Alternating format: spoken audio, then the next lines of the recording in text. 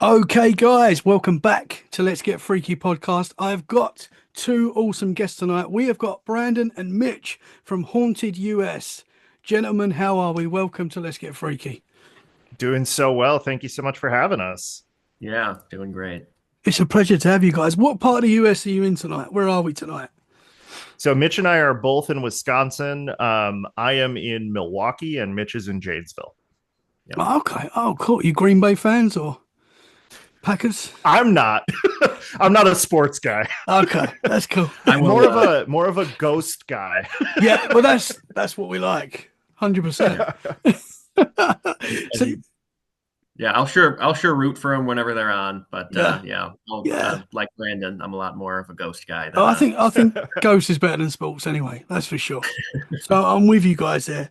So you guys, you're a part of Haunted US, and we had Sarah and Erica on quite recently. I think that was just Yeah. towards the end of last year. And you guys, you're a part of the same group, and you just want Yeah. to tell us how you met and how it all started.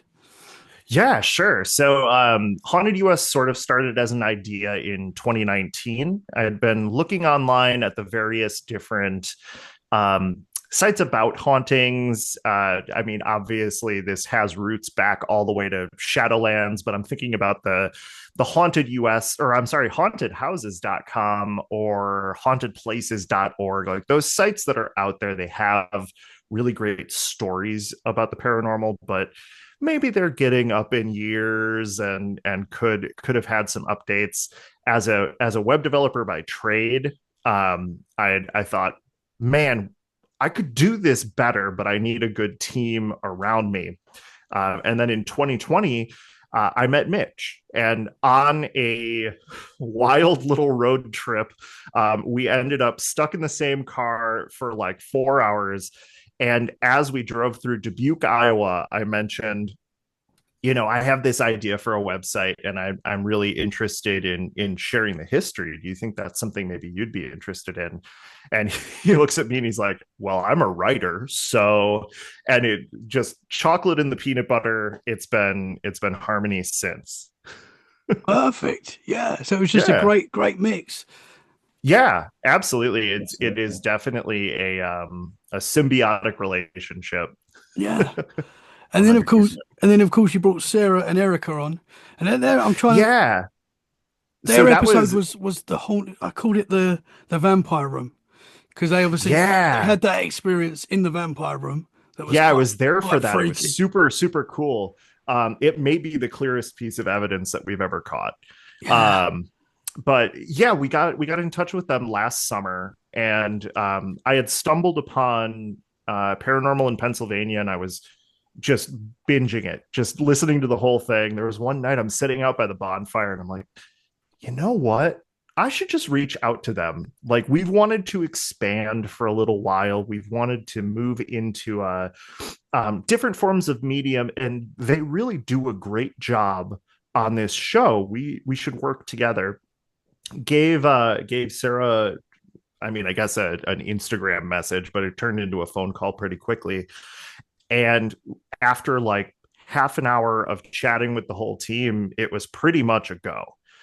We have very similar kind of thoughts on the paranormal and similar thoughts on um, a kind and collaborative paranormal community. So it was Hmm. a great fit, and they are just so smart and so cool, and it's awesome to work with them. Yeah. No, I was lucky enough to be on their podcast, and it's awesome the detail that they put into like the facts of the Yeah, haunted locations. So I had an experience. I was talking about a church, Greenstead Church, that was in yeah. Essex in the UK. A very old church. I believe it's the oldest wooden church in the world. I believe. Mhm.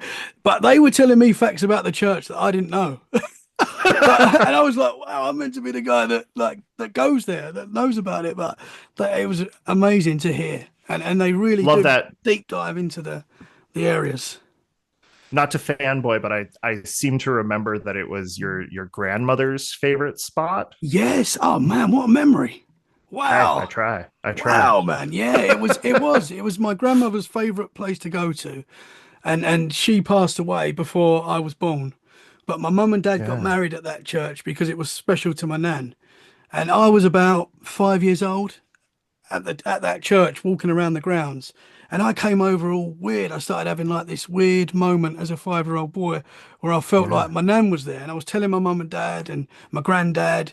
And it was a very weird moment for a 5-year-old I remember Yeah. it. I can remember the feeling as well. It was very strange. Well, and especially since had passed before you were born. So it Yeah. wasn't, a person that you knew very well that you were, Hmm. seeing Yeah. or interacting with something that they were familiar with. So that 100% as is well. that is really cool. Apparently, as well, when I was 18 months old, I said her name.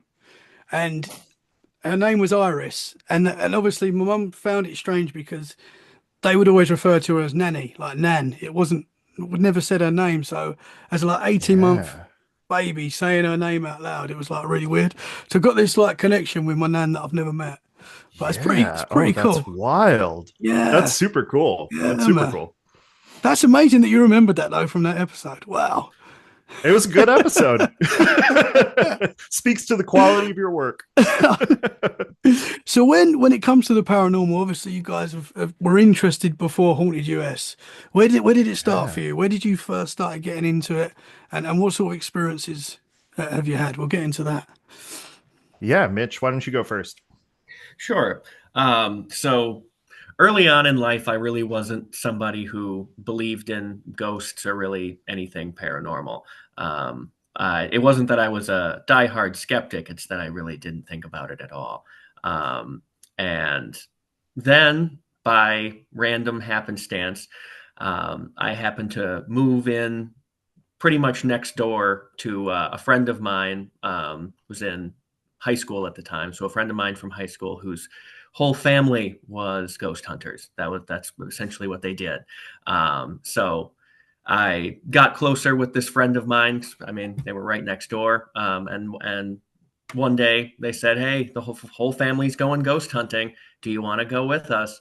And I thought, well, I like abandoned buildings, so might as well go just to see the abandoned building that they're going to.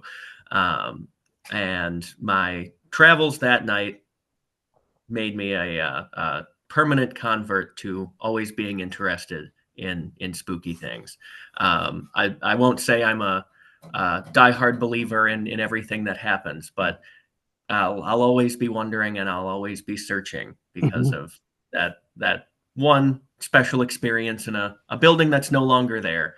Um, it was some 16 years almost that I've been interested since then.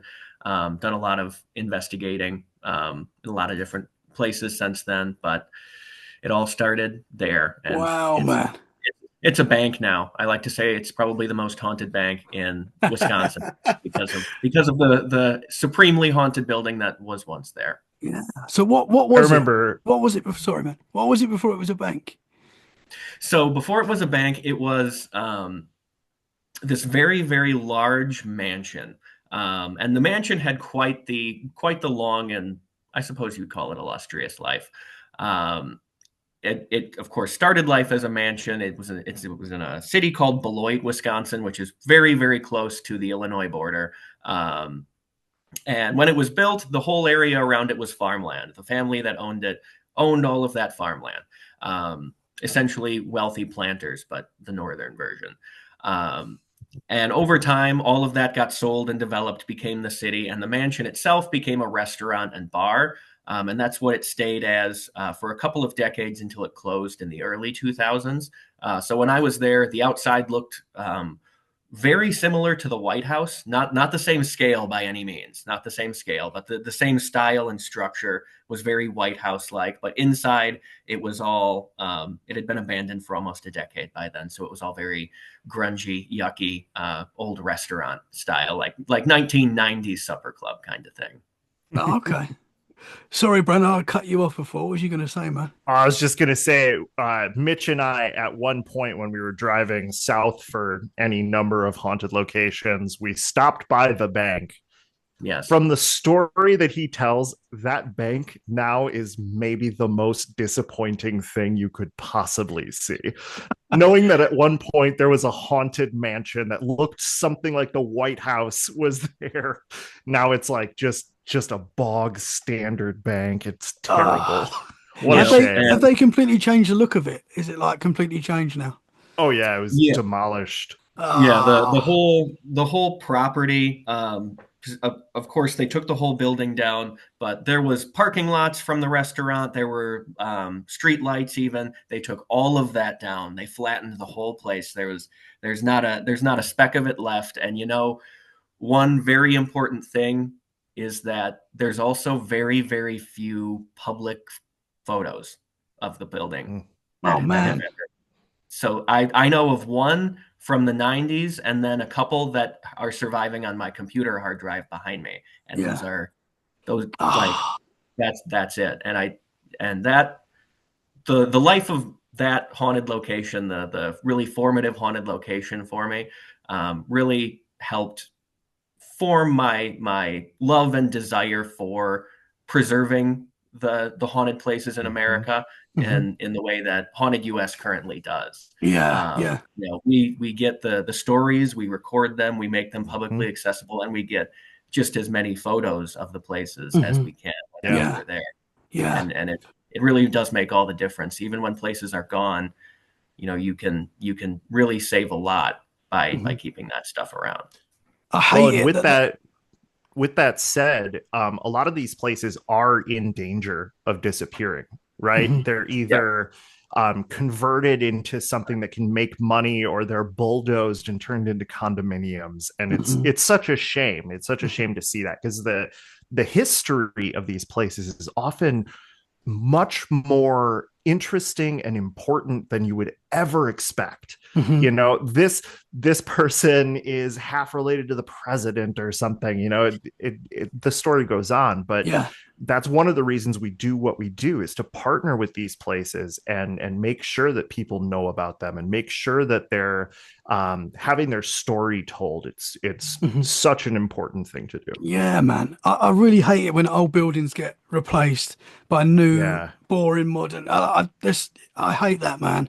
And you're And it's right. like a Chipotle now. Yeah, yeah. But you're right that you hear like the little quirky stories about a place that like not many people know about, and Yeah. and it's amazing, and it's so special. So it's cool that you guys do that.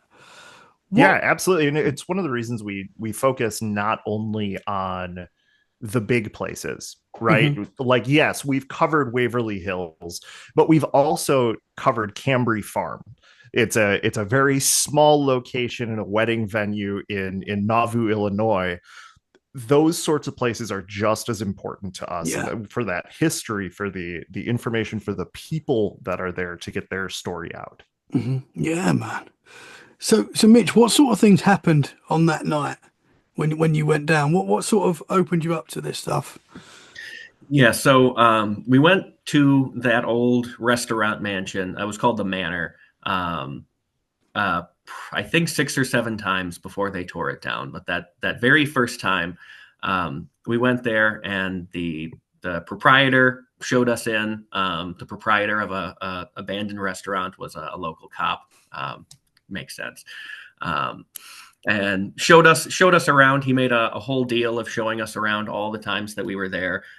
Something about homeless people, raccoons, this or that, and so just getting into the place was spooky in and of itself. When you're out visiting haunted places for so many years, you do get used to it, but there's nothing quite like the very first spooky building. That Hmm. whether a building's Oh haunted or yeah. not, there are some places that just look like they are, and Hmm. this place was certainly one of them. Um, there was just abandonment all over. Everything was empty, everything was dark. You could whisper and it would echo. um, just a place like that. And we all went upstairs. Basically, the downstairs was a large bar area, and the upstairs was one gigantic dining room. So basically the entire mansion was two huge rooms with a basement and some kitchens. um, So we're upstairs on the second floor, and I'm watching these people set up their gadgetry, their strange doodads, all the fun things that ghost hunters love so much. Yeah. And I'm trying to gain some rhyme or reason to it. And one of the first things they do is they set out EMF detectors. So they've got some, nowadays it would be extremely old school, but back then it was pretty old school. Just like little gray boxes with just the tiny analog, not even tri-field, just baby, just a little baby thing on it. They were just such interesting little devices at the time. And they would set them all throughout the floor. So one would go off in one far corner, one would go off in another corner, and then they would hold a couple in their hand. And all of them, they didn't make any light, which was always funny to me. You had to shine a flashlight on them if you wanted to see them. Very low tech. But they all did make noise. If they were triggered by something, they made a little whining noise. So thus you could put them anywhere in earshot, and you could have essentially an EMF sweep. So that's what they were doing. They set them all through the second floor, and then we all came together around the staircase landing, which was right in the center of it all. And we did my very first EVP session.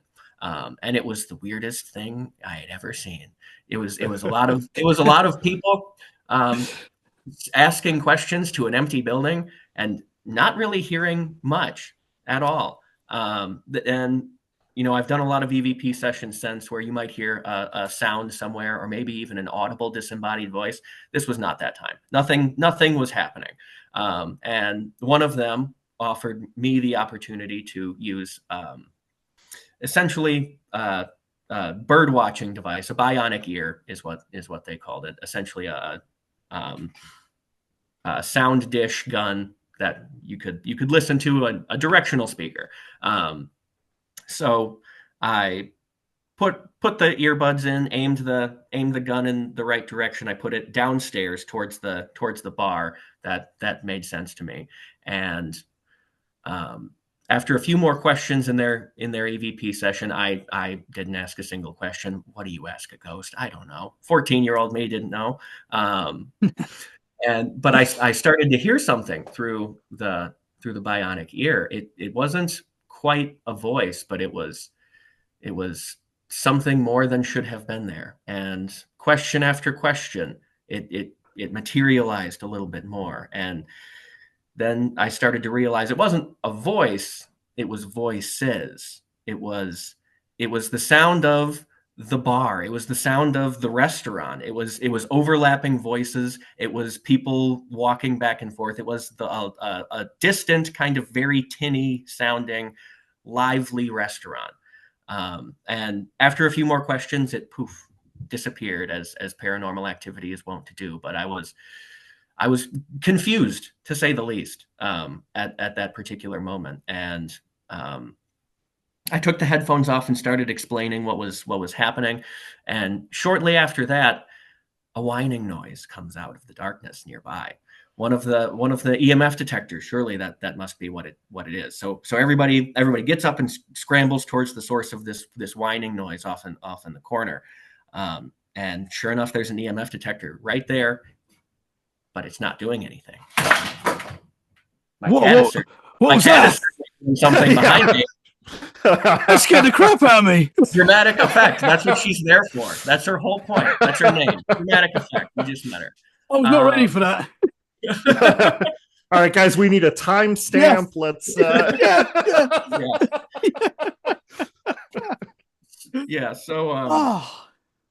So anyway, we gather around this EMF detector, and we realize it's not making any noise. It's not the source of what's causing this sound. And we all take an opportunity to, all right, if it's not the EMF detector, what is it?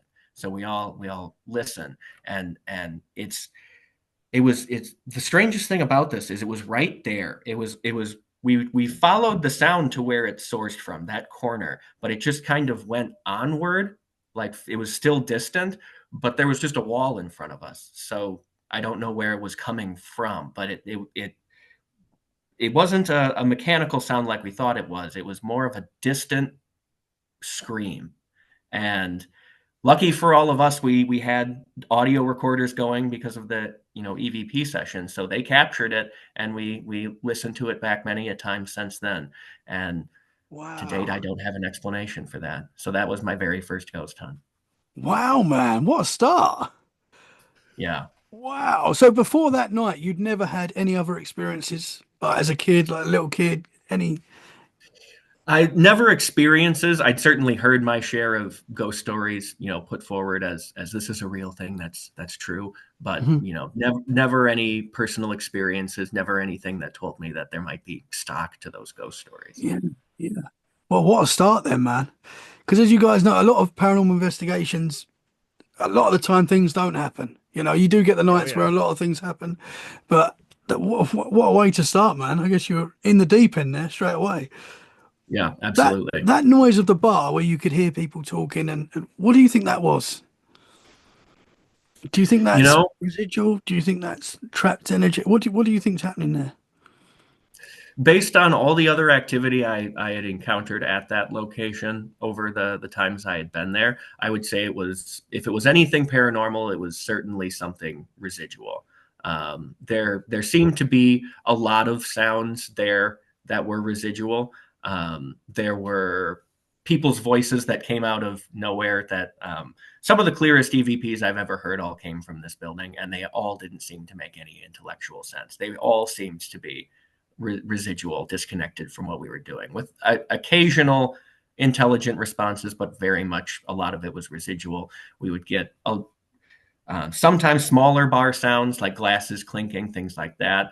And then there would be things even from the house era, the farm era. Mhm. We got a cow mooing one time, a dog barking, some gunshots, and it didn't seem to connect to anything.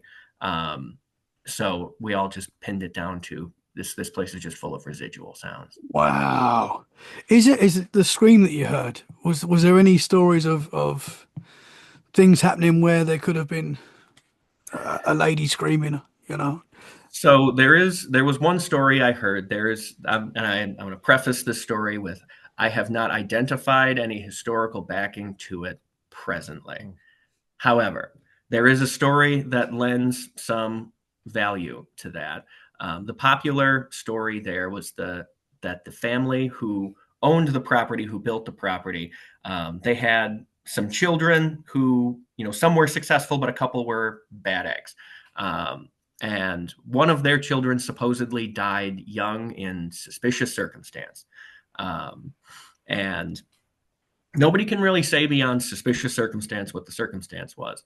Um, but there has been some chatter, or there was some chatter when the building still existed and lore still hung around it before it was a bank. Yeah. Um, that the young daughter of the family had been killed by one of the older brothers, and the family covered it up and hid it. That was Wow. the story. And so the scream was presumably something residual relating to that. And one of the other things that one of the founders of that original group I went with at the time, they had recorded was a possible EVP that came alongside the sound of a gunshot that nobody heard. It appeared on the record after the fact, but it came alongside with a likely residual EVP that seemed to say never finding out. Whoa. That's Yeah. wild, man. So it all seems residual, but it certainly tells a story, doesn't it? Yeah, yeah, 100%. That's And they wild. knocked it down and put in Yes. a Put a bank. Yeah, bank there. yeah, yeah, yeah. Oh, the What a non-ending, right? criminality. But I mean, as you guys say, that is now a haunted bank. These things don't seem to Has to leave. be. They're Yep. still there. We keep Absolutely. asking them to let us in the vault, but they won't. Wow, man, what a start. So did you start noticing things? So after you had that experience, I guess from then on, you're like, okay, there's something to this. Did you start noticing other things happening after that? Was you? So I would say when I went out looking for things, I certainly noticed things. And even in places that weren't supposedly haunted, I could notice a thing or two there. But I'm not somebody who considers themselves like a sensitive or anything like that. So if I'm not looking for it, it's entirely possible I'm going to miss it unless a ghost tries really hard. When I'm looking for it, I'm laser focused. I'm gonna encounter something, whether it's a pipe knocking or something spooky and unexplained. I'm gonna notice it and hopefully identify it for what it is. Hmm. Um, but there were a couple exceptions, and I guess the one that stands out the most actually happened only very recently, last year. Is something that, without any experience in ghost hunting, I would not have noted very much. But with all the experience, it does make me think twice about it. So last year, I bought my grandmother's house after she passed away, and I had freshly moved in, and I didn't have really anything set up, so I was making some popcorn. It was about the only thing I could make. Um, and I got done making the popcorn, got it out of the microwave, and poured it out in the bowl, and all that steam, that popcorn smell came out. And from the top of my refrigerator came a ding sound. And up on the top of my refrigerator, I keep a little dinner bell, the classic smack it and it dings. And it wasn't quite something smacking it, but it was like somebody walked up to the bell and like flicked the side of it. So it resonated just a little bit. And my first thought was it was the cat. It must have been the cat. It definitely was the cat. But I went out into the living room and there she was sleeping in a tight little ball. Could not have been the cat. Ah, And a family member of mine mentioned it to me after the fact, is that, you know, your grandma was always eating popcorn. It was one of her favorite snacks. wow. Wow, man. So Yeah, possibly a little message there to say, hey, maybe. Yeah. enjoy that popcorn, man. Yeah, Yeah. maybe. Wow. That's cool. Wow, man. So have you ever seen anything? Have you seen shadow figures or anything like that? Not with my eyes, no. There's I do have one good story about that, and it kind of it toes the line between seeing it with your eyes and not. Um, Hmm. and it takes us to a place I've been many times, a place Brandon has been many times, Edinburgh Manor, or otherwise known as Edinburgh Manor. I call it Edinburgh Manor because, well, the city was there first. Um, so for those unaware, Edinburgh Manor is in a place in Scotch Grove, Iowa, an old nursing home, insane asylum, poor farm, and now supposedly haunted abandoned building out in essentially the middle of a cornfield. So we were out at Edinburgh Manor. It was 2012, October of 2012. Um, and I was with a group of people who had a lot more camera equipment than I've ever had. Out of all the equipment I don't own very many cameras still today, and thus why my connection with Brandon is quite kismet, because he's got about 9 million cameras. So I'm relying on them for cameras. The only camera I have is this big blocky game camera, infrared game camera. It'll take infrared night vision still photos, and that's pretty much it. That's pretty cool, though. It's pretty cool. Yeah, it was a handy camera while it worked, and I still miss it. But so the team that was there with me had a whole CCTV setup. So they had cameras on tripods that they were running cords all over. And up on the second floor of Edinburgh Manor, it's essentially just a long hallway from end to end. And so, in order to get the full length of the hallway in their shots, they put two cameras in the middle of the hallway facing away from each other. So, there was one facing down, one facing the other way. And so, that setup was there. And there was somebody downstairs at the nerve center watching all of the camera feeds while the rest of us were upstairs doing an EVP session after some pretty neat motion sensor activity. We would request that motion sensors would go off in the hallway, and they would. After about 3 or 4 times of that happening, we decided to go out in the hallway. Things seemed to be going on in the hallway. So they were doing an EVP session, and I was taking some photos with that big infrared game camera. And so I was just shooting, and it was so old, it didn't have a screen or anything on it. So I was just guessing, maybe this photo is going to turn out. It was like one of those old Kodak, disposable ones. I hope this turns out. And so I took probably 80, 90 of these photos. And then I joined in on the EVP session, and I asked out to the spirits who were there, if you're here and you want to get your picture taken, come out in the hallway and stand underneath one of the exit lights. Because there were, exit lights that were still on. They glowed red. So, look at that and stand underneath that, and I'll take your photo. So I go through about 20, 30 more photos. And then one of the other investigators' walkie-talkie goes off, and it's the person down at the nerve center. And it's, you all need to come down and look at what I just saw. So like, okay. And he doesn't explain anything more than that. Like, no, you have to see this.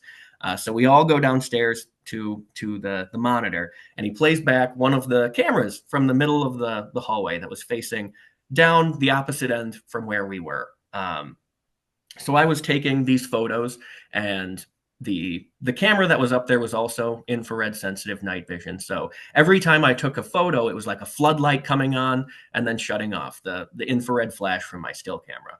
And so the video feed was just flash on, flash off, flash on, flash off, and then flash on. And there was a figure of a little girl about 3.5, 4 feet tall, standing right underneath an exit light. And then flash off, flash on, she was gone. Wow. And I will say, I have seen this photo. It is genuinely spectacular. It really, really is. Wow, man. Is it out there on social media or anywhere? Have you put it anywhere? Can people see this? Yeah, if it's on my Facebook, it's probably buried in the photos from 2012. But I know it's there. Every once in a while I do pull it up and show it to somebody for some reason or another. So yeah, if you happen to be Facebook friends with me, go creeping through my photos and you'll find a ghostly girl. You've got to put that on the Haunted US page. Yeah, we should. Guys, we got really to put that should. on there. Yeah, 100%. Mm-hmm. Oh, so what is it, like a shadow figure, or can you see like details and stuff? No details. It's a shadowy silhouette.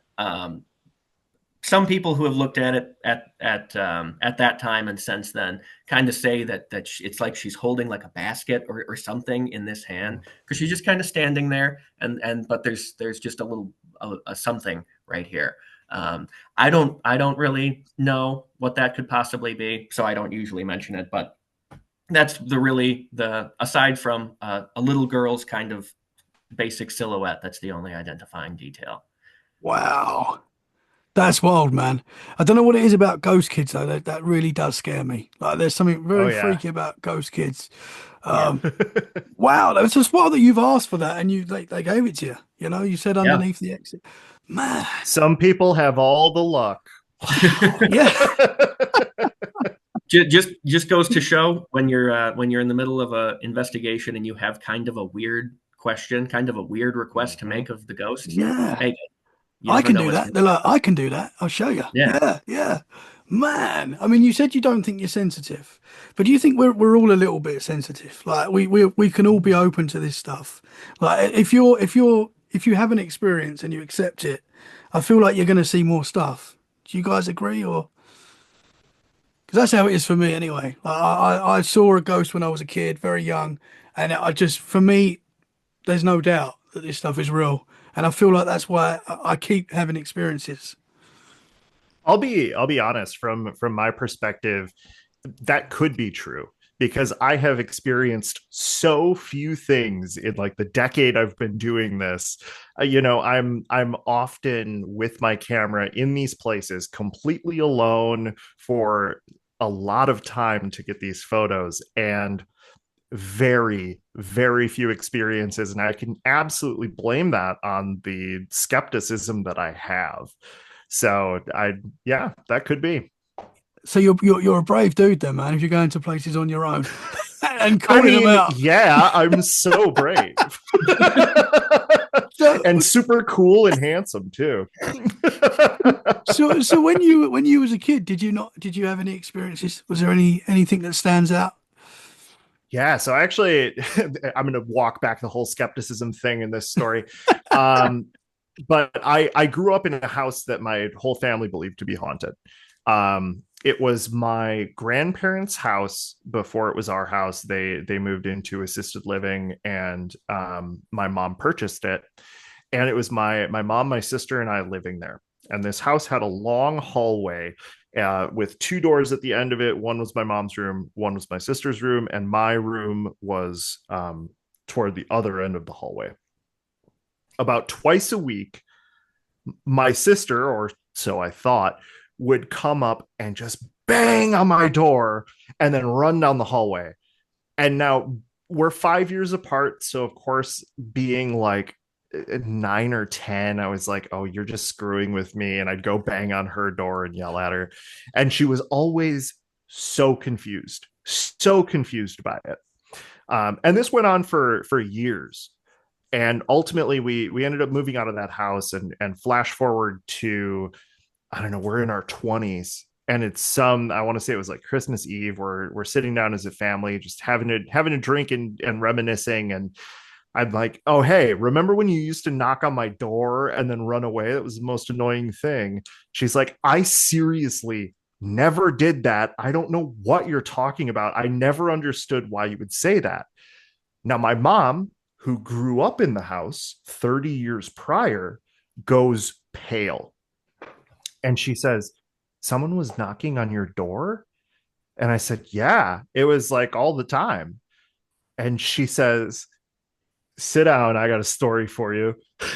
And when she was young, she had come home from school. She had lived in she went to school in the neighborhood, so she walked home. And her brother, who was in college, lived at home at that time. And she comes home, she really has to go to the bathroom. I promise it's relevant. So she goes in, she starts, the process. And her brother bangs on the bathroom door, and she's like, look, I'm in here. It's gonna be a minute. And the bang comes again. She's like, seriously, you banging on this door is not gonna make me go faster. And finally she gets a third knock on the door, and she's like, I will come get you. I will give you personalized service on this one. She finishes up. She goes and bangs on her brother's door and says, I'm done. Like, it's yours. You can have the bathroom. And then she goes into the kitchen to make a snack. My grandmother and her brother pull up in the car. She was alone in the house 30 years before my experience with the same sort of experience in that house. Wow, man. I don't know what that. But I'm a skeptic. You're one of them. You're one of them. I can't tell how many people I talk to that will say they're skeptic, and it's fine being a skeptic. I think totally. It's important to be skeptical. Like, you get dudes like me that are like, everything's paranormal. I think you need to have people like you that have got that skeptical mind. I think that's very important. And I won't say I'm not a gold star skeptic. Like, there are things that have happened that I can't explain, and I do believe that paranormal things can happen. I don't necessarily always believe it's a ghost, and I believe that probably 99.9% of the things that we experience and can't explain are perfectly explainable. We just don't have the information needed to explain them. So that's where I land. I would love to be hopeful, though. Yeah. I don't want to live in a world where ghosts aren't real. Yeah, for sure. But man, how can you, like, you've heard that knocking, so you had the same experience for years. Yeah. How can you explain that, man? It wasn't your sister. I can't. It wasn't. It wasn't. I can't explain it genuinely. But I can also tell you I think being so removed from it, when I found out that it was likely paranormal, made it like, oh wow, that's a really cool story. but do I remember it correctly? Does my mom remember it correctly? Who knows? You That's know? wild, though. That's wild that your mum Yeah. had that the same experience. Yeah. And the fact that it was, you could have heard a pin drop when she heard that I told that story. Yeah. It was wild. Yeah. She was Wow, very man. excited. So that house was haunted. What sort of other things happened in there? Did anyone see anything or Um, anything like that? no, that was really the only thing, which is wild. Oh, there was an old chest refrigerator, you know, the ones where you kind of like ka-chunk the door open and it weighs 150 pounds, from like the 1950s.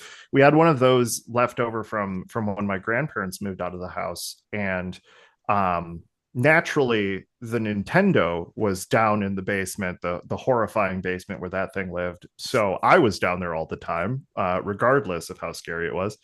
And there were about two or three times that I heard that thing clunk open and creak open. Oh man. Um, yeah, and that you needed to like put some weight into that to get it open. So it was a little weird. And you stayed down there. Yeah, the Nintendo was down there. Bro. How am I going to Oh, beat Star Fox 64? oh Come on. what a game, by the way. Wow. Yes. Yes. Man, you're braver than me. I'd be straight out of there. But no one else was uh, around that could have moved that. no. Alone in the basement, and it was all the way across the basement. It was like, you know, probably 50 Wow. feet from me. Wow. Yeah. Man. And you're Fun stuff. still a big skeptic. Yeah. And a big Star Fox fan. I don't Yeah, know. that is a great game. That is a great game. I had that when I was younger. Great game, man. Oh, good one. Yeah. Yeah, yeah, man. So what With happened? that, no, go on. Ask. No, I was going to say. So what happened? So obviously that's piqued your interest. Yeah. What's happened since then that sort of Oh, stands man. out? As far as evidence or just as far as Evidence, experiences in the experiences. field? Yeah. Sure. So, I mean, honestly, when Mitch and I started doing this, just even a few years ago, we've had probably five or six really, really interesting things happen. One of our, in fact, I think the first one that happened was at the Lincoln Tallman house. We were on the second floor, and we had the local newspaper with us, so thank goodness it happened at that time. But I had a flashlight in my pocket, and we were looking at, I want to say, a Mel meter, because we had noticed that there was an odd temperature fluctuation that totally ended up being just a drafty window.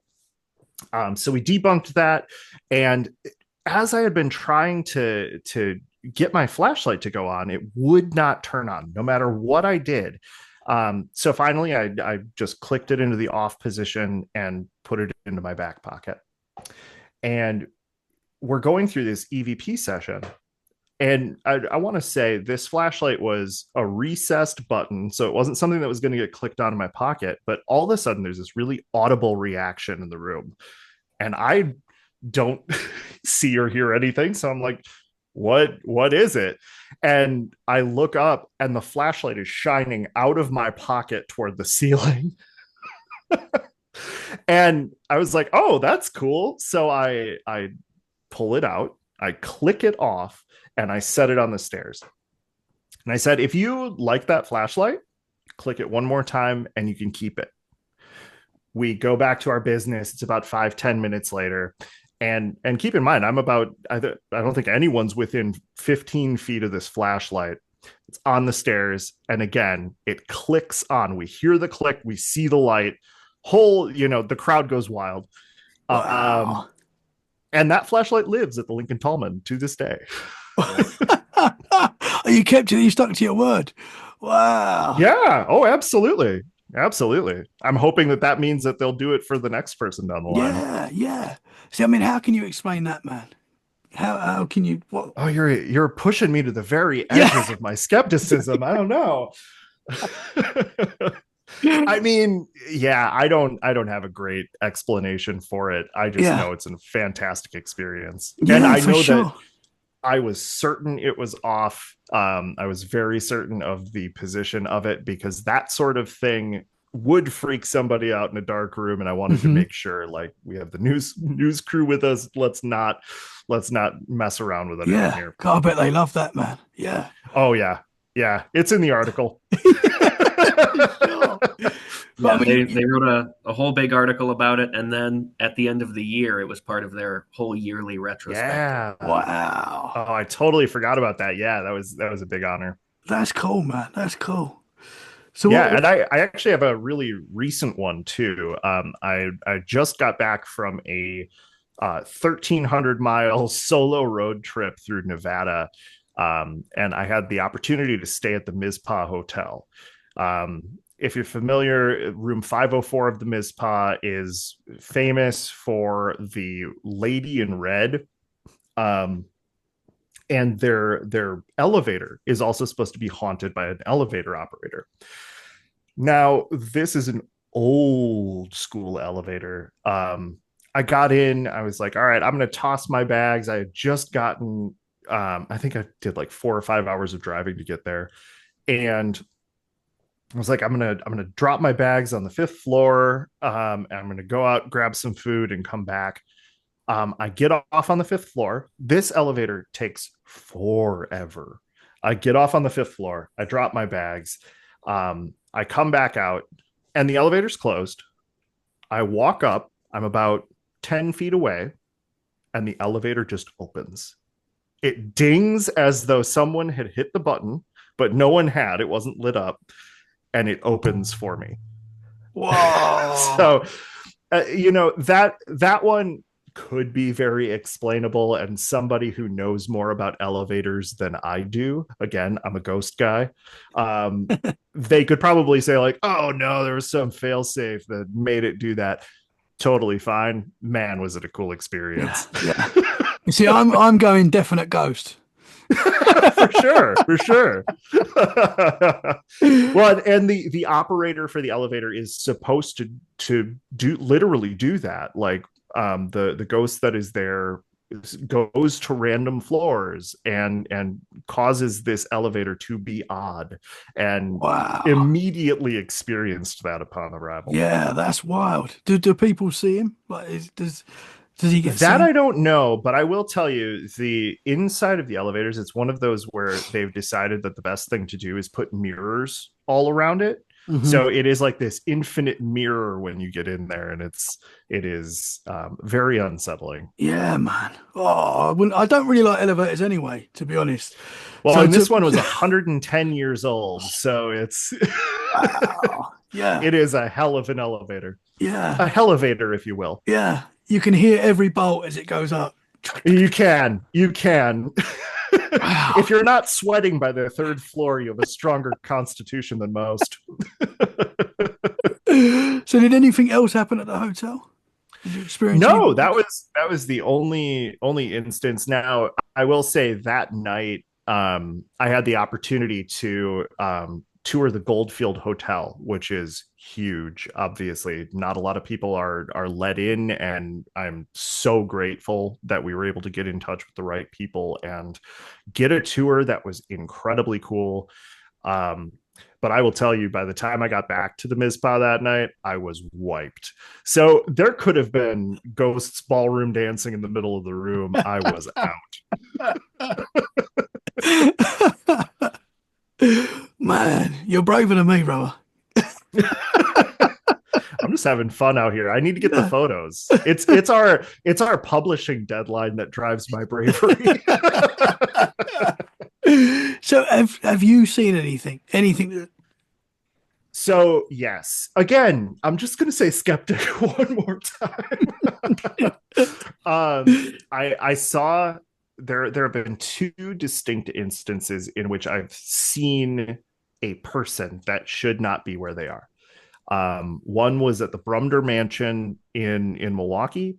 This was after a public event. I was with a paranormal group that did public events there. Super, super cool place. And It's about 2 a.m. We're breaking down equipment. I'm going up to the third floor, which has one entrance and one exit. So I'm going up the stairs, and the third floor, again, is a long hallway. Something about long hallways. And I turn the corner, and I see, clear as day, a woman walk between these two rooms. And I'm like, oh, somebody forgot a wallet. Somebody forgot a purse. There's a cell phone somewhere. I'm going to go help this person find it and make sure that they get out of the building without hurting anything or like trying to stay in there so we don't get in trouble. I go and I walk to the Guinness suite, and there is no one in there.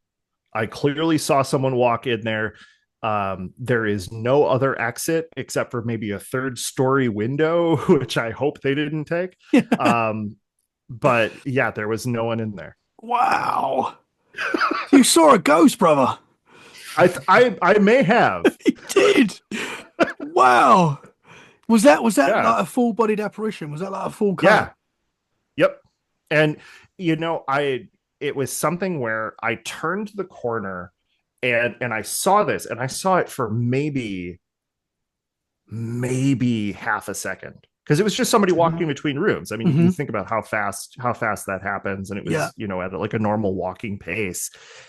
I could not tell you anything about this person. Like, I didn't catch like what they were wearing, what color their hair was, just that like my animal brain was like, that's a human, they shouldn't be here. Wow, man.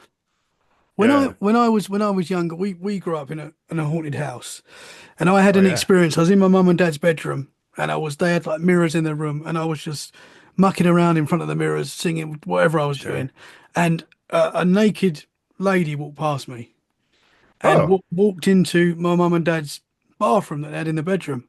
Now I just thought it was my mum, because she did sometimes walk around naked, and she was blonde, and this was a naked blonde lady, and I've just started talking to her, mum. Da, da, da, da, as if it's my mum, walked into the bathroom, followed her in, and there was no one in there. And I was like, Ooh. what the? And I ran downstairs, and my mum was there fully clothed. And I was like, did you just walk past me in your bedroom? She's like, no. I'm like, what? I'd seen something, man. And it was like, it was a blonde lady. Like, it definitely was. But, so yeah.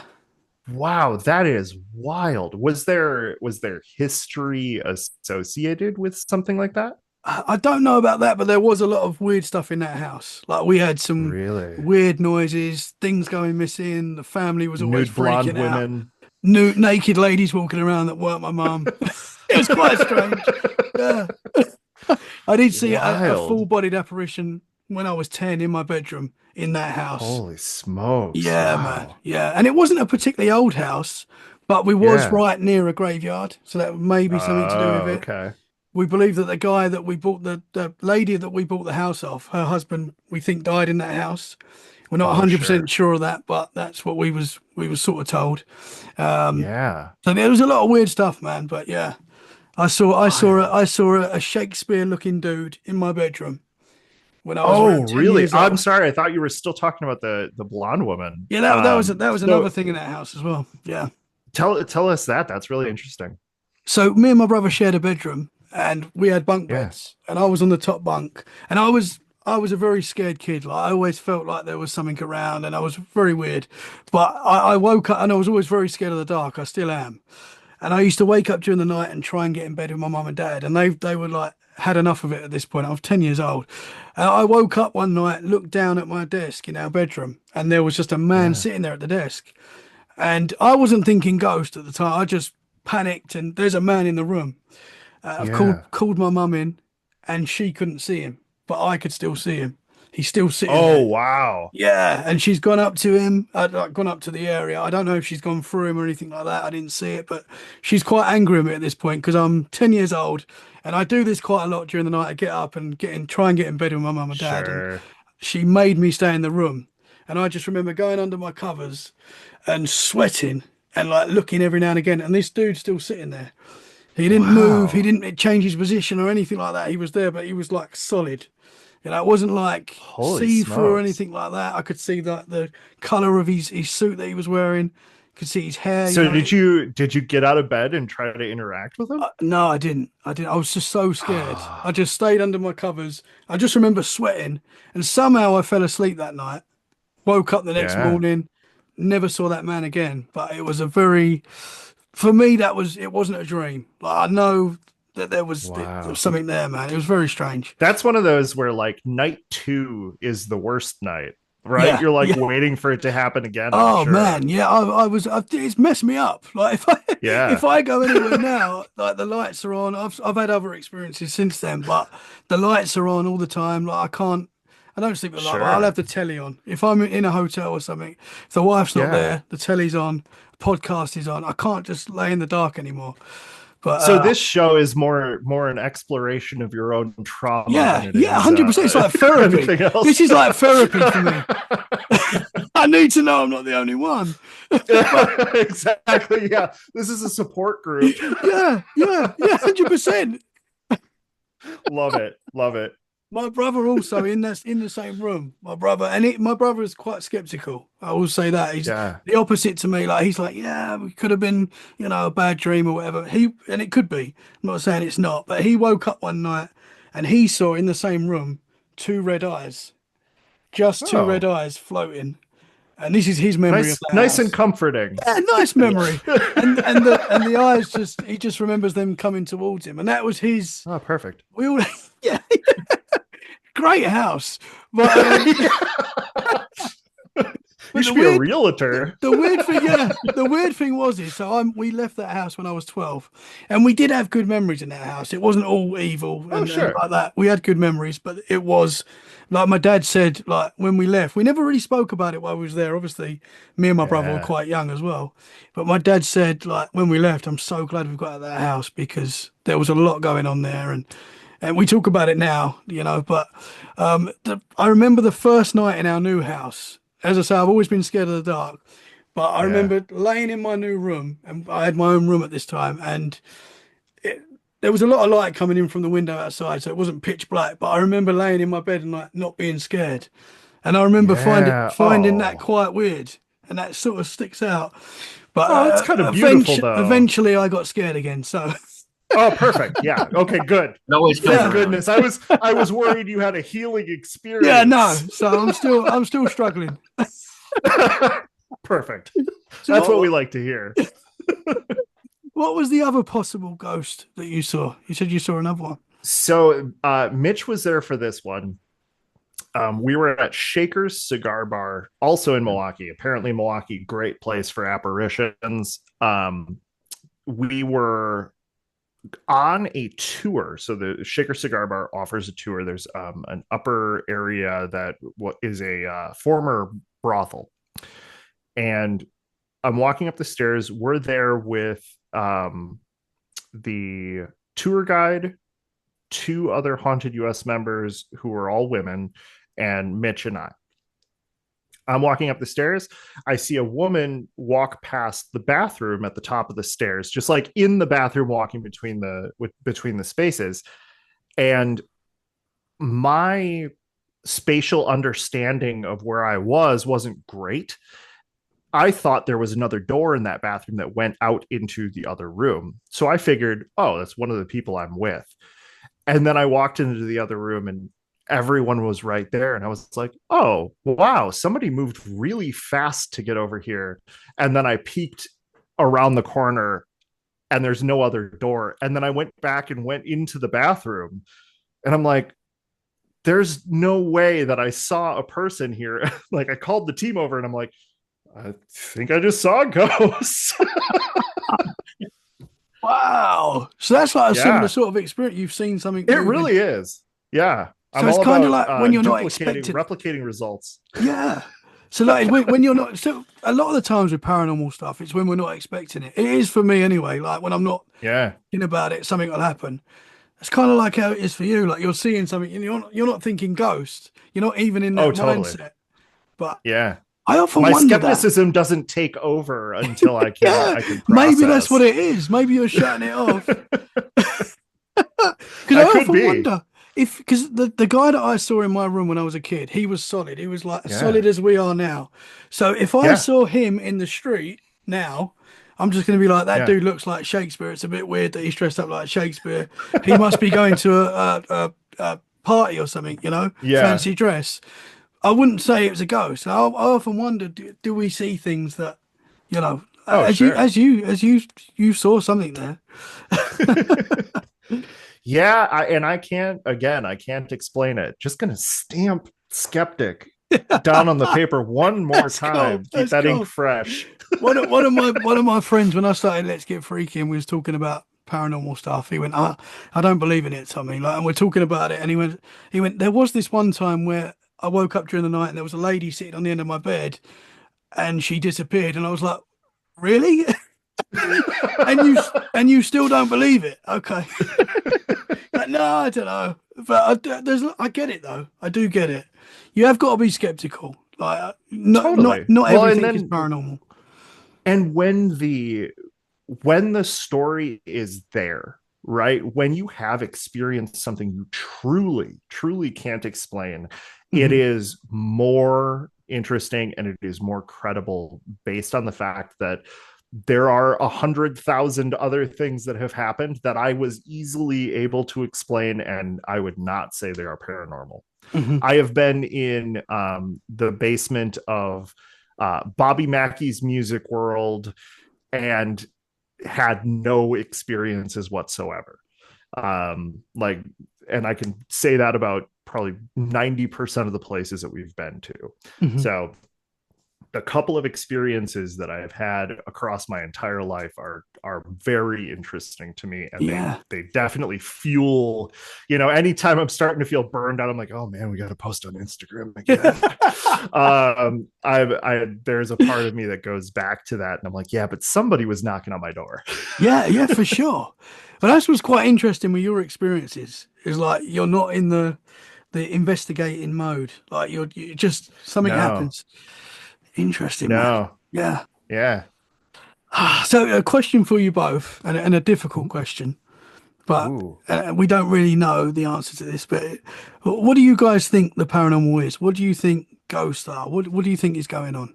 And I know that's difficult because we don't have the answers, but I'd just like to know what people You think. you first, Mitch. You're going to be very eloquent on this, I feel. Okay. So it's a question with 1,000 answers, Hmm. and I have several. Um, so I want them all. yeah, there are a You can couple tell he's a writer. there are a couple of possible answers, and I mean there's an infinite number of answers, but there are a lot of different concepts that I've heard popularized, I've heard theorized, and immediately shot down. But there are questions that come up to each and every one of them, and I guess the first and most obvious one is that it's people, it's us, it's the soul of the human body. It's the 21 grams that supposedly leave your body when you die. It's the little bit of energetic mass that is your individual sentience, but that presents a whole lot of big questions. Like, if that's what ghosts are, is that what anybody really wants? Like, the afterlife, if it exists, is probably not about what we want, but it's Mhm. it why would so prisons prisons are supposedly one of the most haunted places in any place. They're a very common paranormal hotspot.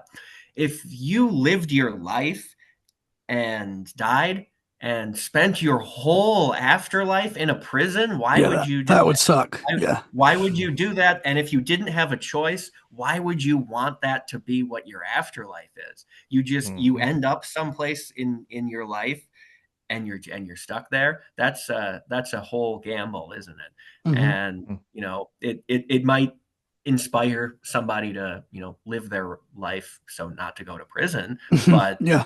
I you want to know die on a beach. yeah, Yeah. exactly. It removes a lot of agency. And say what you want about religion, I think one of the most powerful functions of it is that it offers some agency to people's ability to choose their own afterlife.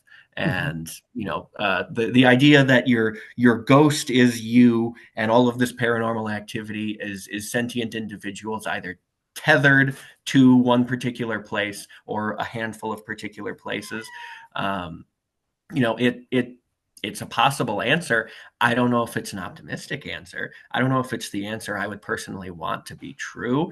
There's a lot of reports and things that people can make that suggest that it could possibly be, and then there's a lot of skepticism that says it's absolutely not that. So if it that's one explanation, and I've heard arguments for it, but I think there's something even broader than that out there.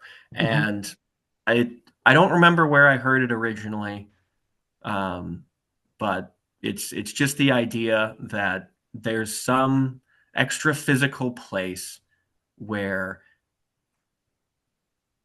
things we don't think are tangible pile up, like an additional area of the universe, like space, but interwoven into the world that we're in, rather than separated by an atmosphere, that just accumulates people's thoughts, people's feelings, people's words. It all records out in the world and accumulates and interrelates into this whole additional separate universe that happens to exist alongside us. And if the particular moment is right, if the environment is right, then the atmosphere is going to get a little thin, and the two will interact in some tangible or identifiable way, producing strangeness, producing weirdness, voices, apparitions, seeming intelligence, maybe not seeming intelligence, and maybe there might be intelligence there. Who's to say?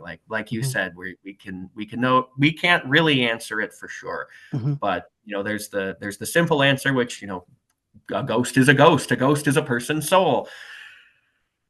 But if I was to give an honest answer, I would probably say it's that big, deeper something. Interesting, man.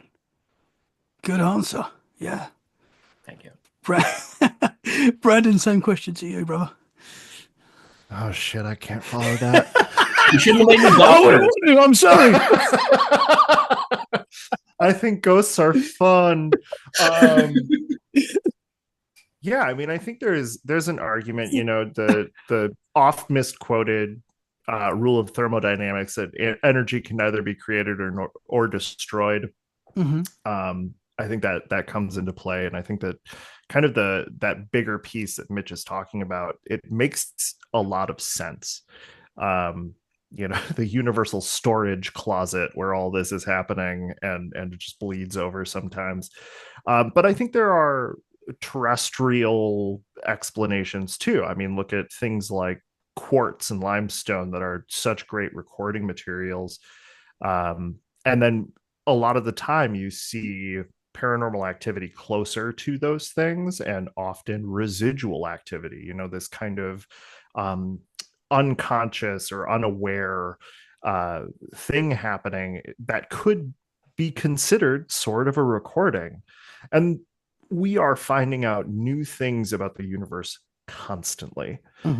Physics is always in flux. As hard science as physics is, man, physics is soft.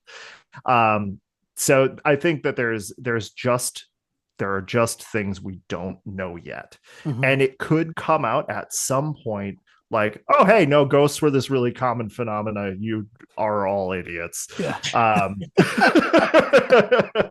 But, until then, much like our ancestors before us, we're going to shiver a little bit in the dark and think about what might be out there.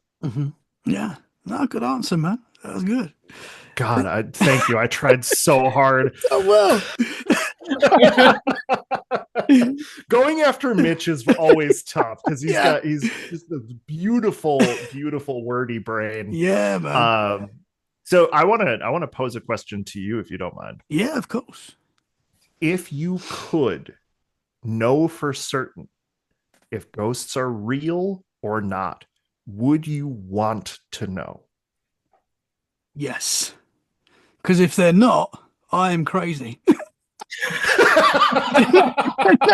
And that would, Touche. I need to know that. Yeah, fair, Yeah. fair. Yeah, I want to know for sure. I mean, I've experienced too much, I would say, for me to doubt. There's too much happened in my life Sure. that is like, for me, it's a definite. What it is, I don't know. Like, I don't know what it is. But I know there's something more. I know there's something going on. That's for sure. There's got to Yeah, be. There's got to be. But yeah, yeah, man. The thing is, like when you guys do like voice boxes and with like the torch that you asked it to turn it on, yeah, this entity, and it's done it. It's done what you've asked. So yeah. that's they're reacting with us. If I don't know, but I think Could it could be a be. mixture of all these things, of all these theories. There could be like Yeah. trapped energy in places Oh, definitely. that's like echoing and replaying, and there could be entities there as well. I don't know. I don't know, but it's very interesting, man. I, I hope we get the answers. I kind of don't. I am very happy to live in a world where we have a little bit of whimsy, right? We Hmm. have a little mystery. Everything is, going into the digital age. We are so certain about so many things, and it's nice to not be certain about Hmm. some. Yeah, that's true. That's true. Well, I've got you guys here, and obviously Yeah, the paranormal's a very open topic. You can also add yeah.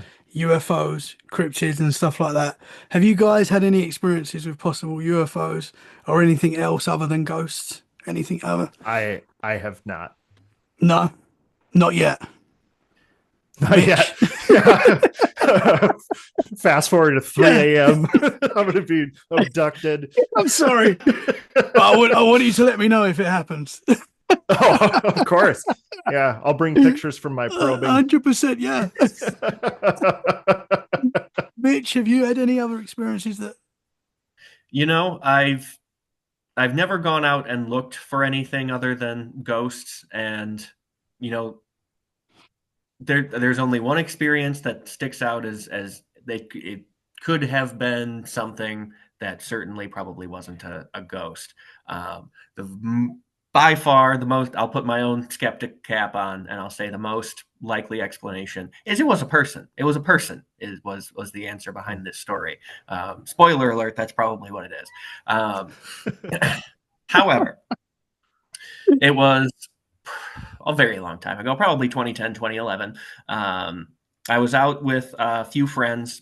We were exploring. Well, we like to explore haunted roads around us. There are a lot of haunted roads, old countryside cemeteries where we're at. So we were always out in the country, ghost hunting outside for one place, one reason or another. And one place we went to is the aptly named locale called Paradise Road. And there are a lot of claims on this road, so many different claims, and some of them were potentially cryptozoological, but we were there for the ghostly ones. And just a quick rundown of this road. So many tall tales. There were reports of a witch who lived in the woods down the way back in the 1800s who either died or was killed by the townsfolk who burned down her house or didn't burn down her house. There is an old house out there that's not burned down. So, but, and whatever happened to the witch, now her figure will appear in the left side of the woods, but no story ever says what direction you're going on the road. So both sides are left at a certain point. And if you go on the wrong side of the road, if you explore the woods on the wrong side of the road, you will disappear. You won't come back out of the woods. And then further down the road, there's an apparition who will chase you with a chainsaw. And then there's one particular area which was the area we were at.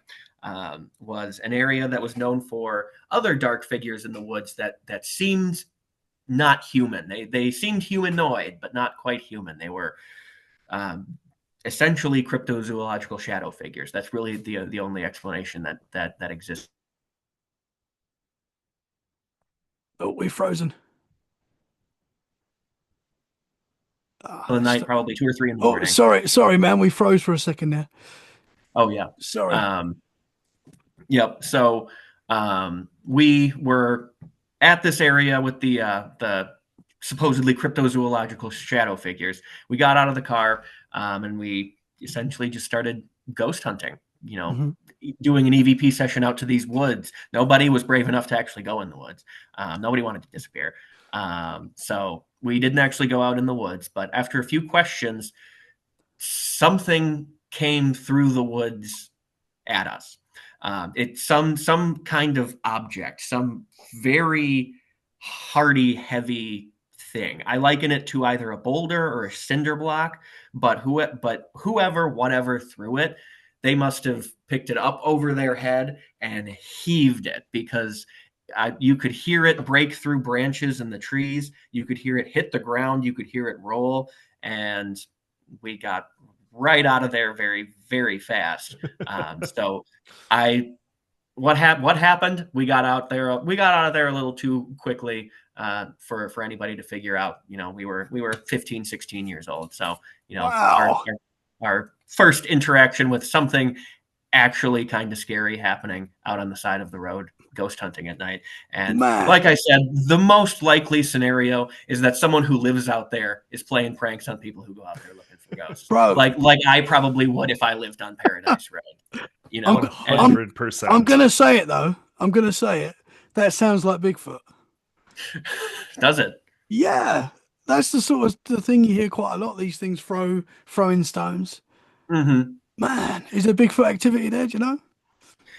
You know, there's not Bigfoot activity that I'm aware of, but there is a very well-known cryptid in our area, or my kind of the area between where I'm at and where Brandon's at, and that's the Beast of Bray Road. I was just gonna say that. Yeah, yeah. Yes, the Beast of Bray Road has been a thing forever, and I've been out there once or twice. It's the kind of road, there's not very many places for any cryptid or anything else to really hide out there. It's all open agriculture. But, you know, the stories are numerous. And, you know, I've met people who have come here all the way from Germany just to see Bray Road for themselves. Wow. Yeah, So yeah. there are some people who really, really take it seriously. Yeah, for And sure. Yeah. yeah, I used to work with somebody who lived out on Bray Road. And my whole job was processing their timesheets and mailing them to them, so that I always had to write down this address on Bray Road. And I always asked him when I saw him, "Have you seen the Beast?" No, they have not. He hasn't. Not yet. He hasn't. Not yet. They have not seen the Beast.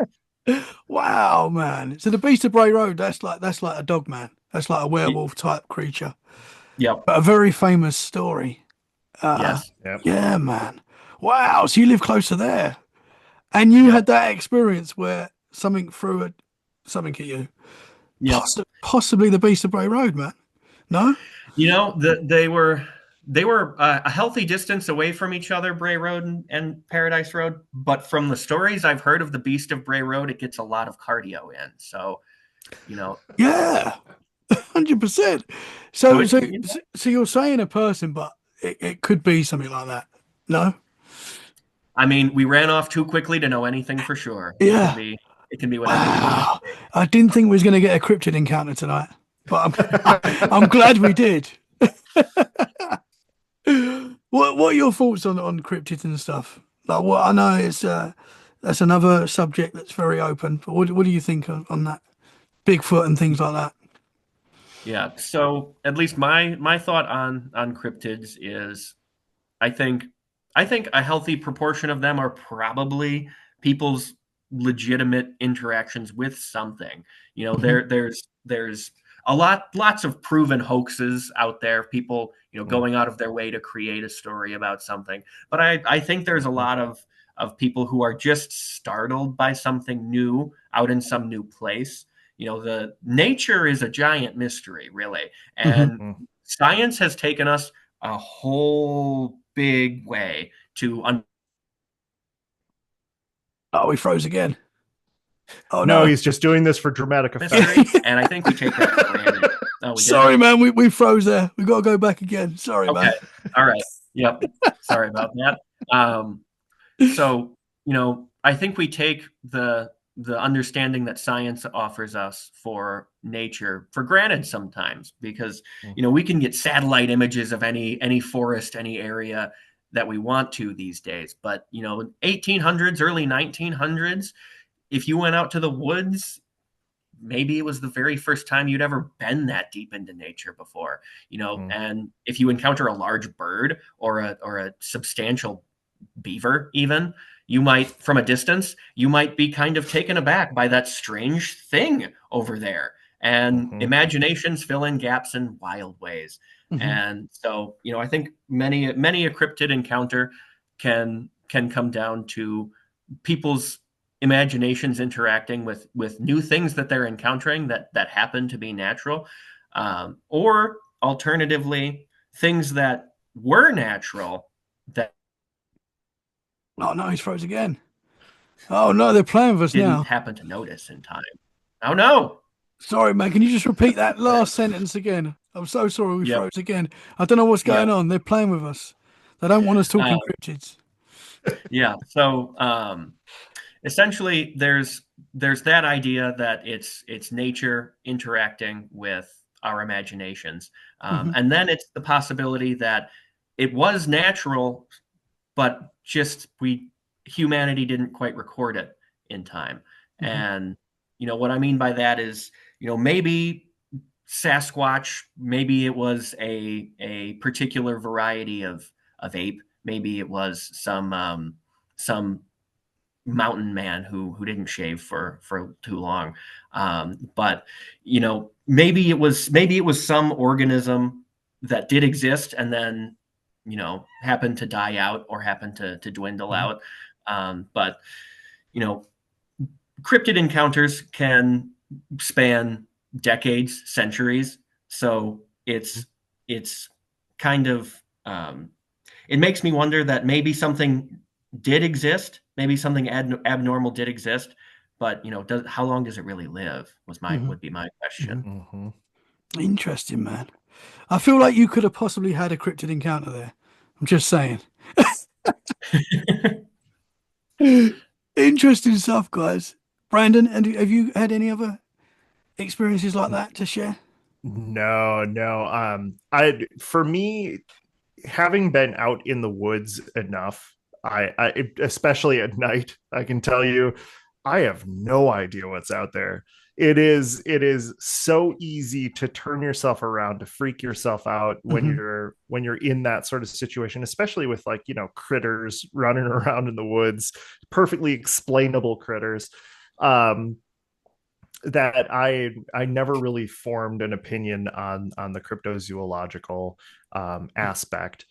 The thing that I am familiar with are all the hoaxes, so I think that I'm painted with a lot of bias there.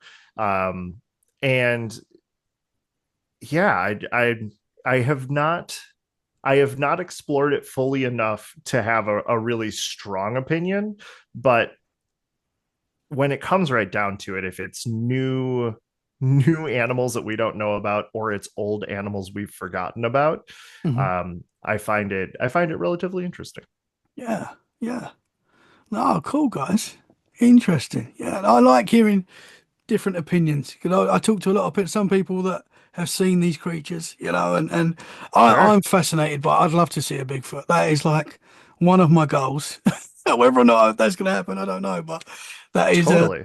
it is it's one of my favorite subjects.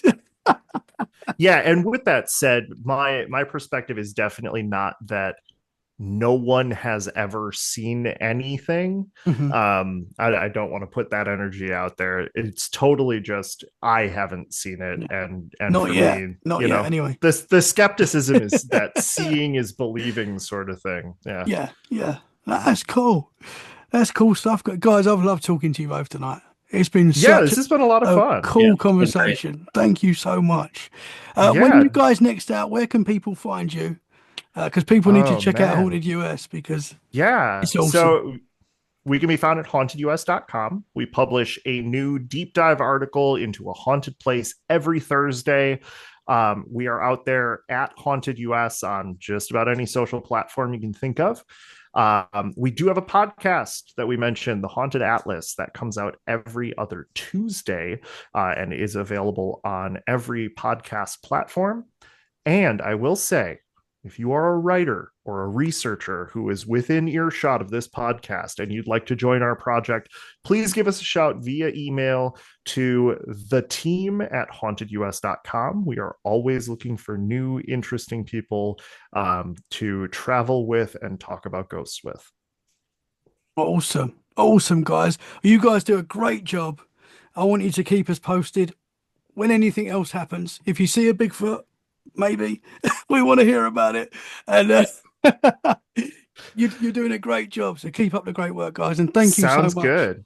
Yeah, and when we get out to your neck of the woods, expect a call. Yeah, I'll come over. We got a lot of haunted places here. There's a lot of history. Awesome. And I want to come over Love to you it. guys as well. Thank you so much. Yes, please. You guys are welcome back on any time. Thank you. Guys, awesome. I hope you've enjoyed the episode. If you have, make sure you share it where you can. That is a great way to support us. We'll be back very soon for more freaky conversations. In the meantime, stay safe and keep it freaky. Bye for now. Thank you very much, guys. Thank you. Thank you.